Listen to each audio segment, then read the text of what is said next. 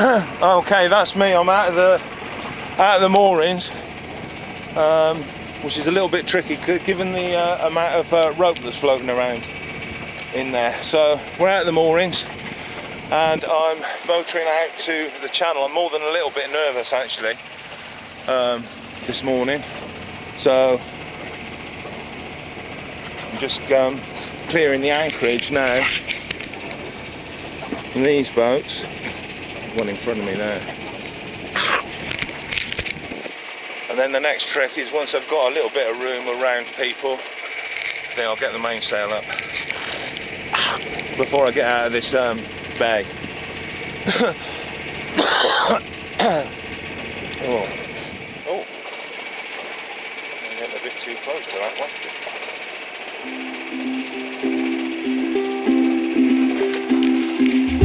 So I'm not the only one, there's another 2 boats out there.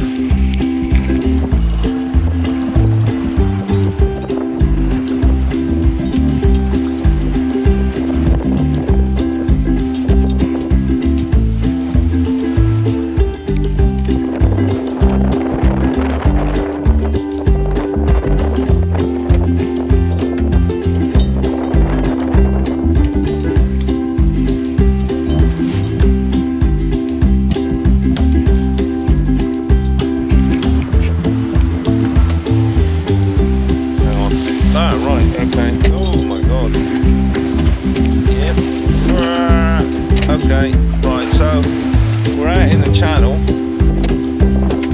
Let me get out of the way. Right, we're out in the channel. We've cleared the bay. We're out in the channel. We've run a couple of miles down the channel. I've had a bit of fun messing around with the sails. I've taken the boat out for a bit of a spin before this, but that's all I've done in getting on 2 years now, so it's taken me a little while to get the hydrovane steering, buddy steering, no problem. Yeah, no problem.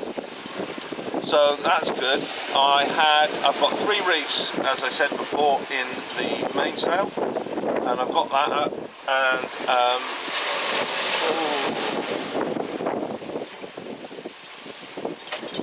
if that wave right there had been 20 foot to the left, it would have come straight in the cockpit. That was a breaking wave, like straight, and it just broke next to the boat, not behind the boat. Fucking hell. Right, okay. Yeah, so far so good. The channel is behaving itself. I've picked a good day to slip out. We've got 18.4 knots up the Arica, yeah, from the northeast. At the moment gusting up to about 22, which is fine. This is the quietest I've ever seen this channel, ever. Oi. Okay, right. Oof. Right, so we're basically I'm clearing the islands now. By happy circumstance, I've just made a slight adjustment now to the steering because as I clear the island, the wind has just shifted a little bit. It's pushing me a little bit too far south, down at 220. So I've just adjusted that a little bit, and I'm now kind of in or entering the wind shadow of the island, San Anteo, but I'm hoping that I'm clearing the end of the island far enough so I don't get these big gusts. We've had a few gusts, but only up to about 23 knots. So we kind of, it said on, when I was looking at windy, the wind shadow of the island was kind of looking at 17 to 22 knots. And then out the other side of the wind shadow, like tomorrow, was supposed to be like 25 to 33. So, but within the wind shadow, it's like 18 to 25, say, call it. So I'm hoping that pans out and I can sit in this wind shadow for tomorrow and also gain enough south so that that blow that's coming peters out to the north.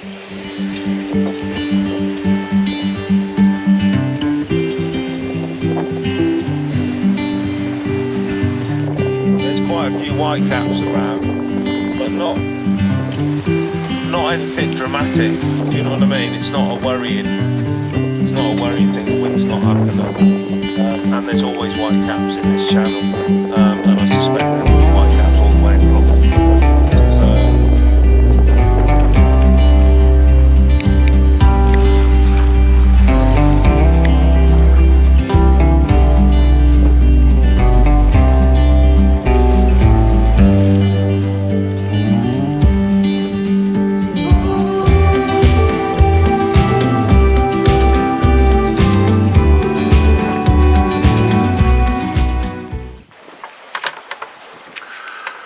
Hi, right, so it's about 10:30 on day 2. What happened last night? Actually, last night wasn't too bad. It was okay.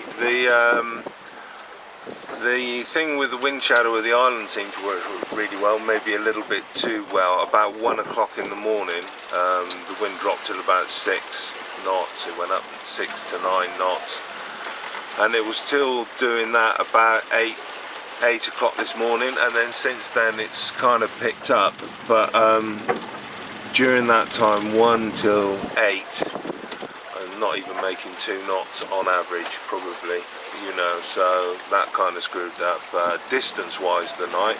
But we got through the night with no traumas or anything, so that's good. You don't want any real traumas on the first night out. So but now currently the wind has picked up. Oh, also I think the wind veered and came from the north, and then I sort of got up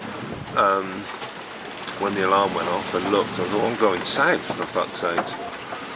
So anyway, it was quite difficult in the light winds and the erratic nature of it to get the boat to sail in the right direction, so I went kind of all over the shop for a few hours. But now we're on course again, pretty good. Heading slightly north of 268, 275, 28, because of the southing I put into it last night, or we put into it last night. But anyway, at the moment we're romping along.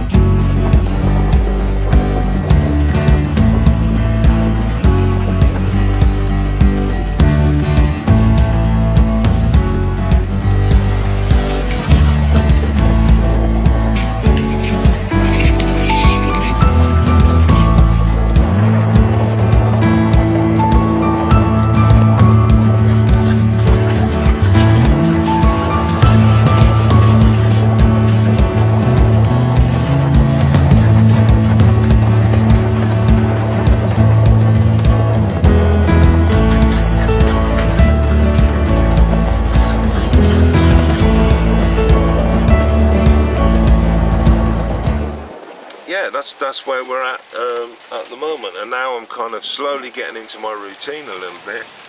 I was a bit befuddled this morning. I had to get up, and so yeah, doing all the routines, the washing, the breakfast, the coffee. It was quite good this morning. Like, it was calm enough to wash in the cockpit, so that was quite okay.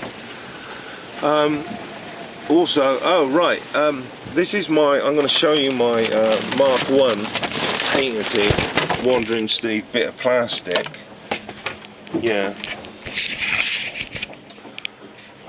Oh, you can't really see that. But that's, oh yeah, there you go. Some heavy duty plastic with some battens on it. I've made that because the cockpit is basically too big for, not the cockpit, the hatch is too big for an ocean going boat. so I have to protect the entrance of the hatch. But you need the hatch open because you need air, because the forepeak hatch is closed. You've got, I mean, we're in the tropics, aren't we? Like, you know. So this seems to work reasonably well. The lee cloths have taken. We got pooped twice yesterday, and both times water came down, but it was my fault because I didn't have the plastic down.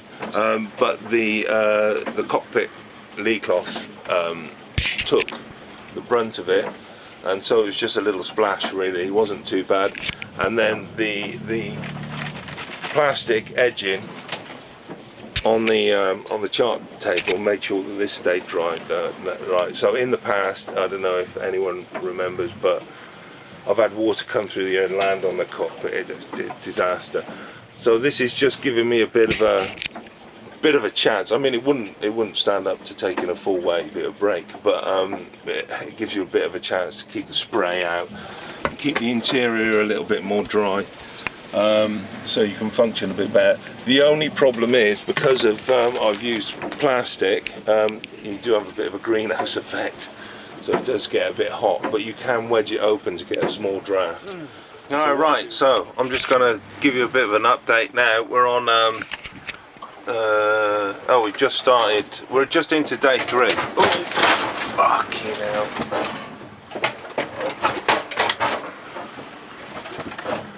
I'm going to move over here. Hang on.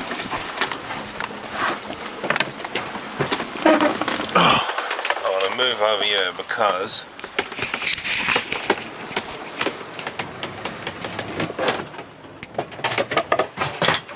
it's a bit rolly and I'm trying to cook something.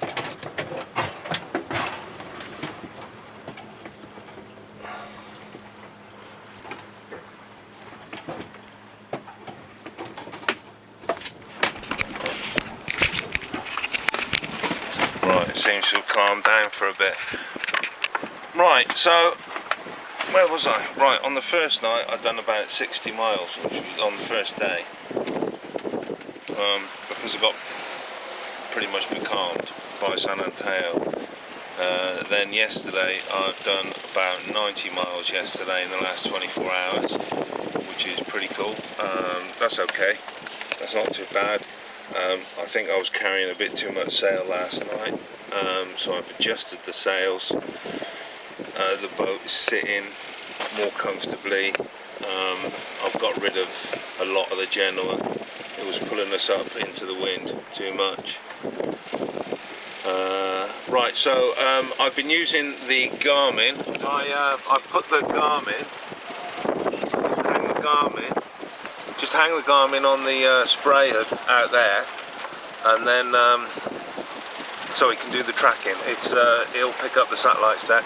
When it's inside the boat, it doesn't pick up the satellites, so it doesn't update anything. But it does do the compass does work and everything like that. But yeah, so at the moment, tomorrow is message day, but I'm going to do an up-to-date weather report now. So far, much to my amazement, right, the weather forecasts have been pretty much cock on. Now, whether that's an accident or what, I don't know, but actually, the Garmin InReach weather forecast, it's not the best weather forecast, it's not a group file. I think that thing's going to go flying in a minute. It's not a grid file, but it does give you a pretty good indication, and actually what it said is pretty much what we're experiencing. It said 19 to 24 yesterday and today, and we were getting Here's the bunk set up. I've tied the lee cloth, which is all a bit crumpled, but it does work. It works fine. Yeah, it's absolutely perfect. Up to the handrail there temporarily.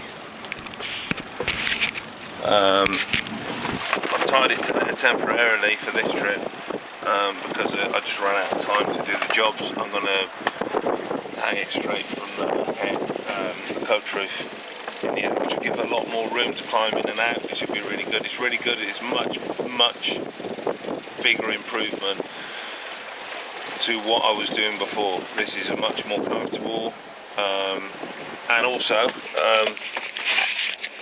up at the other end there, in there, that corner,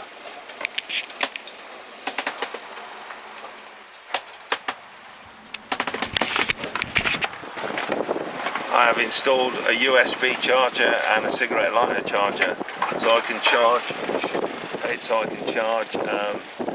phones and stuff up in that corner, which is away from the patch, safer, you know. So because when you're charging stuff up, they're vulnerable. Right. Okay. So where are we? In the middle of nowhere, really. It is Wednesday. It's Wednesday the 18th of December. We're 4 days out from Cape Verde, so we're averaging 91 miles a day, which is a little less than the 100 I would like, but it's not the end of the world. However, today I've got there has been a little shift in the wind actually, and I'm able to carry the Genoa today.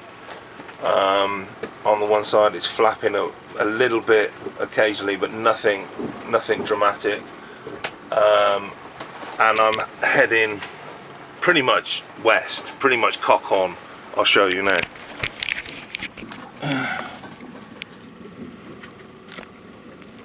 Pretty much cock on the line there. You can see it meandering a little bit north and a little bit. You can see it meandering a little bit north and a little bit south, but pretty much staying to the line. Anyway, so that's all good stuff. Right. So the weather today. Today's Mid-Atlantic weather report for the 18th of December is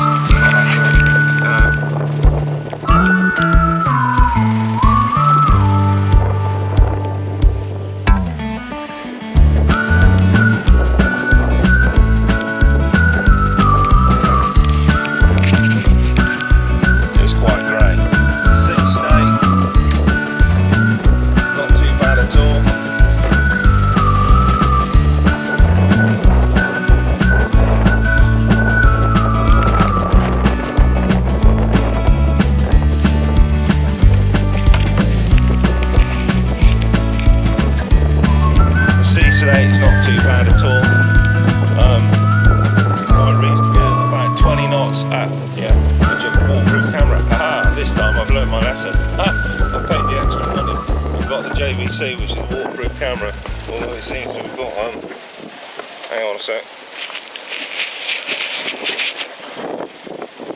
Right, so, yeah, and I was just out in the cockpit, taking a risk, getting out in the cockpit and having a wash and doing the washing up a few moments ago, and we have our first little tropical visitor. Yeah, so this is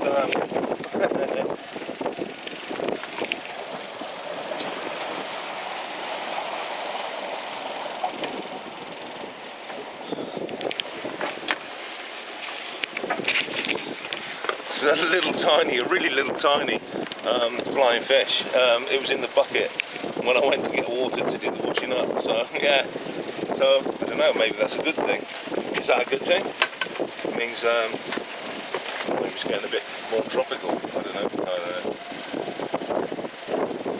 In the past, I've often had squid, more squid than flying fish in the boat. Don't know why that is.